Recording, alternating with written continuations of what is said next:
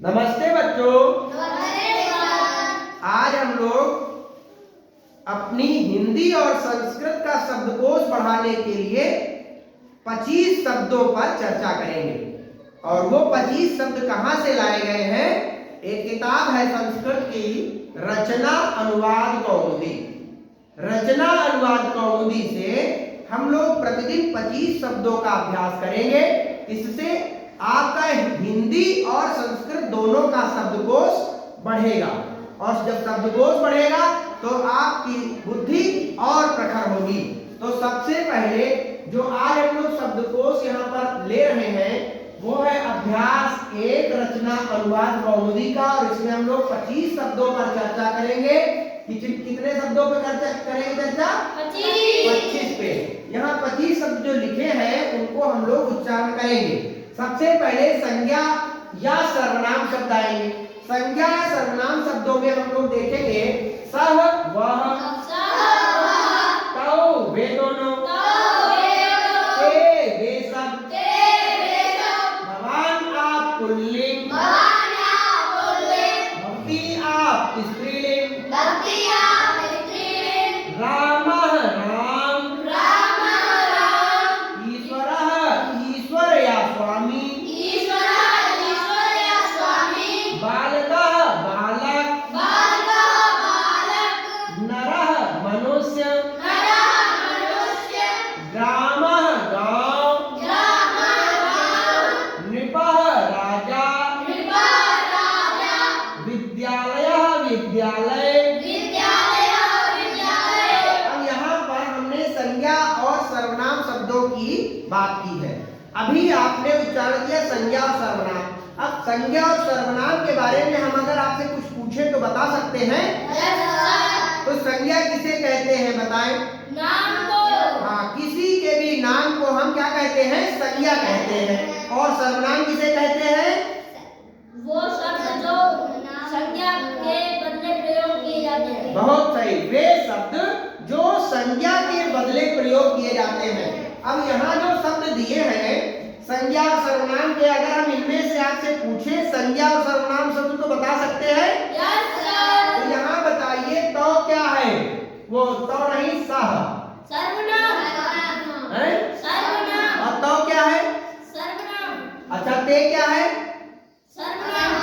और इसका हिंदी बताइए, सह का वह और तो का, वे दोनों, ते का, वे सब। ये सब क्या है? सर्वनाम है। अब अच्छा देखिए, भवान क्या है? सर्वनाम है कि संज्ञा है? सर्वनाम। सर्वनाम। भवान, भवान मतलब आप पुल्लिंग। किसी पुरुष के लिए अगर हम आप संबोधन करेंगे तो भवान कहेंगे, और किसी स्त्री के लिए अगर हम संबोधन करेंगे तो भवती कहेंगे। तो भवान आप पुल्लिंग, भवती आप स्त्रीलिंग। भवान आप पुल्लिंग, भवती आप स्त्रीलिंग। अच्छा, रामः क्या है? संज्ञा। संज्ञा है। रामः हिंदी में राम, रामः राम। ईश्वरः ईश्वर या स्वामी। संस्कृत में ईश्वरः और हिंदी में ईश्वर या स्वामी। बालकः बालक, बालकः बालक। नरः मनुष्य, नरः मनुष्य। ग्रामः गांव, नृपः राजा। विद्यालयः विद्यालय। अब विद्यालय क्या है? संज्ञा कि सर्वनाम? संज्ञा। संज्ञा। अच्छा, राजा क्या है? संज्ञा ही सर्वनाम है? संज्ञा। अच्छा, मनुष्य संज्ञा ही सर्वनाम है? संज्ञा। तो संज्ञा सर्वनाम का मतलब समझ में आ गया? समझ में तो कल पहले से आया हुआ था, हम लोग केवल अभ्यास शब्दों का कर रहे हैं। संज्ञा सर्वनाम तो पहले सीख चुके हैं, लेकिन यहाँ पर शब्दकोश बढ़ाने के लिए हम लोग शब्दों की चर्चा कर रहे हैं। तो यहाँ एक साथ बोलेंगे,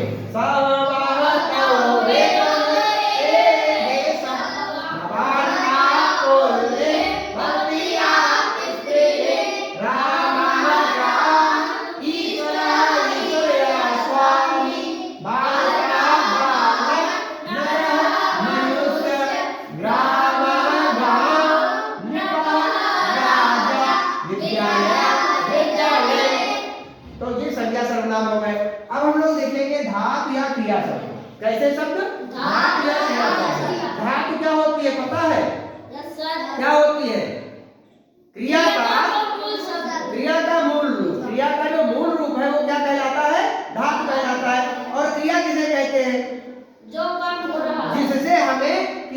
के होने का या करने का पता चलता है। जैसे आना जाना, खाना पीना, चलना फिरना, उठना बैठना, हंसना रोना, सब क्या है? क्रियाएं। हम दिन भर जो काम करते हैं वो सब क्रिया ही तो है। तो अब यहाँ देखेंगे कुछ क्रियाएं हमने यहाँ पर चुनी है।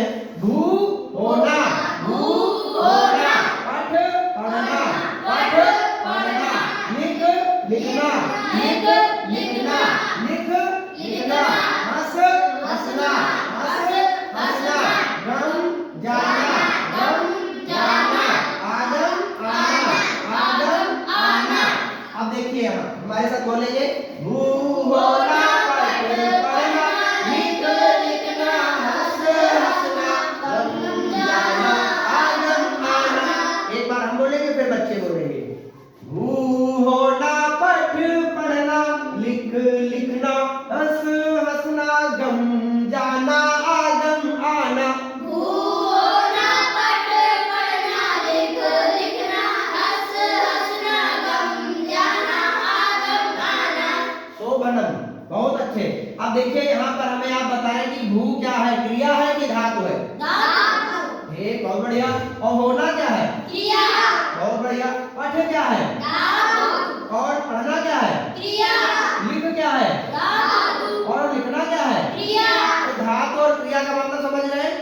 अब अच्छा देखिए, हम लोग बात करेंगे, ये हो गया धातु और क्रिया, संज्ञा सर्वनाम हो गया, धातु और क्रिया शब्द हो गए। और अब हम लोग बात करेंगे अव्यय या क्रिया विशेषण की। अव्यय किसे कहते हैं? आ माने नहीं, व्यय माने परिवर्तन। आ माने नहीं, व्यय माने परिवर्तन। ऐसे शब्द जो कभी परिवर्तित नहीं होते, हमेशा एक जैसे ही लिखे जाते हैं, तो वे शब्द क्या कहलाते हैं? अव्यय शब्द कहलाते हैं। अब क्रिया विशेषण, क्रिया और विशेषण। क्रिया का मतलब समझते हो, क्रिया का मतलब जो हो रहा है काम, जो क्रियाएं हैं वो क्रिया है। और क्रिया विशेषण, तो विशेषण एक शब्द ऐसा लग गया, तो विशेषण का मतलब ये हुआ कि जो क्रिया की, जो काम हो रहा है, जो क्रिया है, उस क्रिया की जो विशेषता बता रहे हैं, वे शब्द क्या कहलाते हैं? क्रिया विशेषण कहलाते हैं। तो यहाँ देखेंगे अव्यय या क्रिया विशेषण। तो देखिए, अत्र यहाँ, अत्र यहाँ, अत्र यहाँ, अत्र यहाँ, इह यहाँ, इह यहाँ, इह यहाँ, इह यहाँ, यत्र जहाँ, यत्र जहाँ, यत्र जहाँ, यत्र जहाँ, तत्र वहाँ, तत्र वहाँ, तत्र वहाँ, तत्र वहाँ, पुत्र कहाँ, पुत्र कहाँ, पुत्र कहाँ, पुत्र कहाँ, क्व कहाँ, क्व कहाँ, क्व कहाँ। क्व कहाँ। अब देखिए हमारे साथ एक बार हम बोलेंगे फिर बच्चे बोलेंगे। अव्यय या क्रिया विशेषण जो हमने यहाँ पर ग्राम में हेडिंग की थी, और ये हमेशा एक जैसी, जब तक हम लोग ये अभ्यास 60 है, इसमें 60वां अभ्यास में इसी क्रम से हम लोग करेंगे। अभी घा भी आएगा एक, तो अभी हम लोग उसकी भी चर्चा करेंगे। लेकिन अभी यहाँ हमने केवल 25 शब्द ही चुने थे, तो यहाँ पर 25 शब्द यहाँ पूरे हो रहे हैं, तो इनका एक बार हमारे साथ अभ्यास करेंगे। अत्र यहाँ, इह यहाँ, यत्र यहाँ, तत्र वहाँ, पुत्र कहाँ, क्व कहाँ। अत्र यहाँ, इह यहाँ, यत्र यहाँ, तत्र वहाँ, पुत्र कहाँ, क्व कहाँ। एक बार हम बोल लीजिए। अत्र यहाँ, इह यहाँ, यत्र यहाँ, तत्र वहाँ, पुत्र कहाँ, क्व कहाँ। समझ में आई बात? Yes sir. तो इनका आपको वीडियो के माध्यम से बार बार देख करके अभ्यास करना है, और अपनी कॉपी में प्रतिदिन एक एक अभ्यास लिखते चलेंगे, जिससे आपका शब्दकोश अच्छा हो जाएगा। आज के लिए इतना ही। राम राम बच्चों।